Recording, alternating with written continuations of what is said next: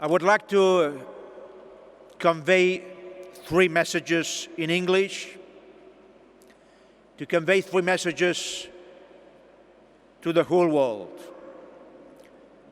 Just to make a long story short, because in Spanish and in Catalan I told a lot of things, now I will try to sum up what I said before. The first message is the turnout. More than 2 million people participated in this day in Catalonia. More than 2 million people voted in harsh conditions, difficult conditions. In my opinion, the turnout has been excellent, outstanding, even impressive.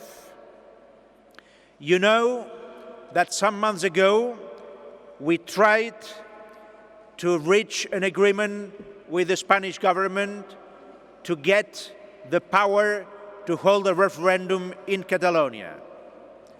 At that time, some months ago, the Spanish government denied this possibility. They refused the possibility to reach an agreement to transfer to Catalonia the power to hold a referendum. It was a pity. Some months later, in September this year, we passed a law on non-binding consultations in the Catalan Parliament. I signed a decree to hold a consultation, a non-binding consultation, in accordance with the law approved in the Catalan Parliament. The Spanish government struck it down again. It was again a pity. Despite these very difficult conditions, the harsh conditions under which we have organized this day in Catalonia, we have voted. We have participated and we have voted. And this is something that shows the strong will and the strong determination of the Catalan people to decide our political future and to decide the way to have a political relationship with the rest of Spain and with the European Union.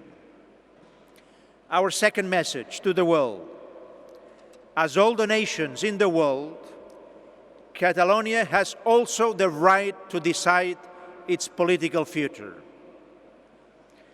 Catalonia has the right to make a decision on its political future. Some weeks ago, the world could see how a nation called Scotland could vote. They were granted to vote. They could reach an agreement with the British institutions to hold a legal and binding referendum.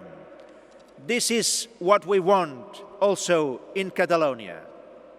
We have the same right.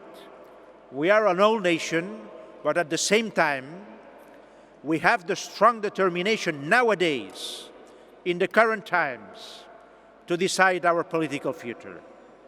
Some years ago, in the 80s and the 90s last century, another nation in Northern America, in Canada, also had the right to decide its political future. Quebec. Like Quebec, like Scotland, Catalonia also wants to decide its political future. And we have the same right to decide it. We stand for this right, and we stick by democracy, broad social majorities, and peaceful attitudes.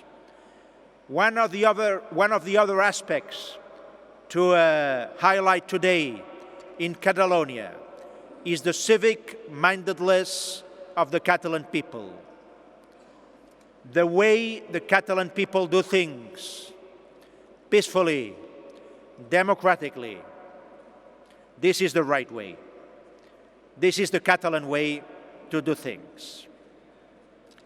And the third message: help us to defend freedom and democracy. Within Spain, Catalans are a minority. We make up 16% of the Spanish population.